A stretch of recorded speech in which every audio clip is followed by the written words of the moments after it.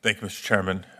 Thank you for everybody who is here today, unfortunately now for the second week in a row, to allegedly talk about fraud cases in the state of Minnesota. The majority has titled this hearing, quote, "The Tip of the Iceberg," a clear nod to one of the majority witnesses' articles. So let me be clear from the outset. First, fraud of any kind is wrong. And second, no one is here to defend fraud. When fraud occurs, it should be investigated thoroughly, and the people responsible should be held accountable, just as the law requires. We all agree on that, and that's what's happening. In fact, it's happening in Minnesota. Many of the cases being referenced have thoroughly been investigated by the Department of Justice dating back to 2022 under the Biden administration. More than 90 arrests have been made.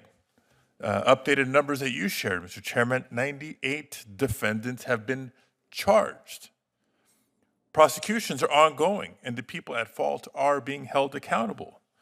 Mr. Chairman, you're citing that 64 people have been convicted. Fraud indeed has occurred under both Republican and Democratic administrations. For decades, agencies responsible for reviewing immigration and visa applications have had systems in place to detect and to address it. The Immigration and Nationality Act includes strict penalties for fraud along with criminal enforcement mechanisms that are being used. This is current law, existing law in practice, existing law being applied. So the real question is, what's this hearing really about? It's about something far too familiar and far more troubling. It's about choosing to point to a few isolated incidents and using them to cast suspicion on entire communities. We've seen this far too often throughout American history, using isolated criminal cases as a pretext to paint entire immigrant communities with the broadest and most damaging brush possible. It's an old playbook, and it's a shameful one. We've seen it with Irish immigrants and the "No Irish Need Apply" signs in the windows of businesses. Italian immigrants suffered the same. You remember the Chinese Exclusion Act. Again and again, immigrants have been scapegoated for society's problems whenever it's been politically convenient. Today, the target is Somali Americans, lawfully admitted refugees, and U.S. citizens, and more broadly, anyone whose application was approved under a president that this administration does not like. Republicans want to take specific, well-documented cases, and again, cases that are already being investigated and prosecuted, and stretch them into a narrative of widespread abuse by immigrant communities more broadly. And we know where this leads. It becomes justification for targeting and expelling entire communities, something that I'm not speculating about. It's happening in real time. Just yesterday, we learned that the asylum cases of hundreds of Somali immigrants in Minnesota, Illinois, and Nebraska were suddenly rescheduled or recategorized, accelerated by months, and in some cases years, to be heard by the end of next month. Why? To target a specific ethnic group and place them on a fast track to deportation without meaningful due process. But that narrative simply does not hold up against the facts, because the evidence tells a different story.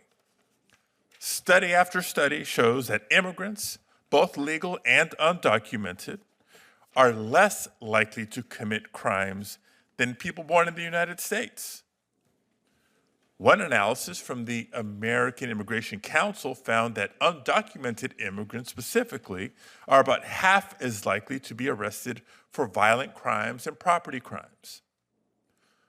Another from the Cato Institute found that immigrants overall are 33% less likely to be incarcerated than US-born individuals. And if we look specifically at fraud, the very subject of this hearing, the numbers are even clearer.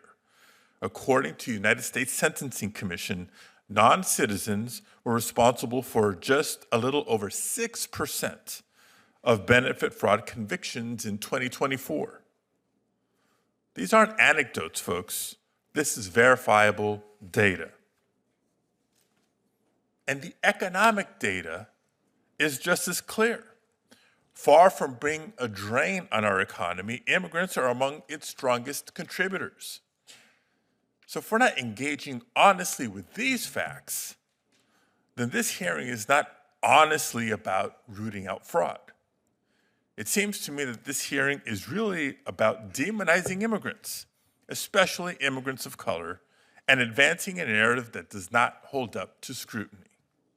If this committee truly wanted to have a serious conversation about fraud, there are far more pressing concerns about fraud that we could and should be examining. We should be talking about how this administration is actively weakening the systems designed to detect and deter fraud, hollowing out enforcement agencies, undermining consumer protections, accepting financial investments and gifts from foreign entities, stripping resources from those charged with going after real wrongdoers, including inspectors general, and most glaringly, the president continually pardoning wealthy individuals who have been convicted of massive fraud and canceling the restitution to victims.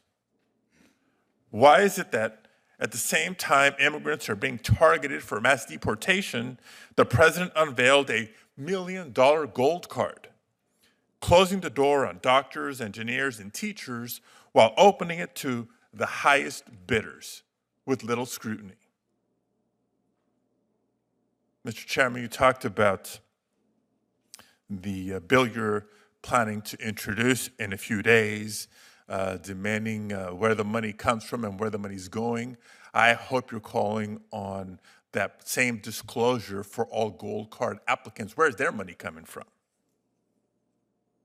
But this gold card proposal, that's what systemic fraud looks like. Fraud that this committee, under this majority, refuses to examine. Instead, they're seeking to perpetuate a tired myth that all immigrants bring crime with them when they come to this country, despite overwhelming evidence to the contrary. So let's be honest about what this hearing is and what it is not.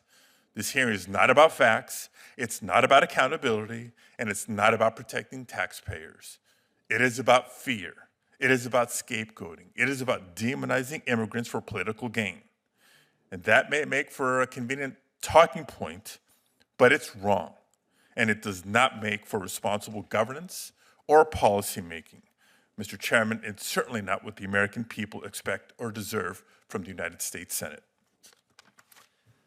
Now I'll introduce the majority witnesses and turn to Senator Padilla to introduce the minority witnesses, and then we'll administer the oath. Rebecca Gambler is Chief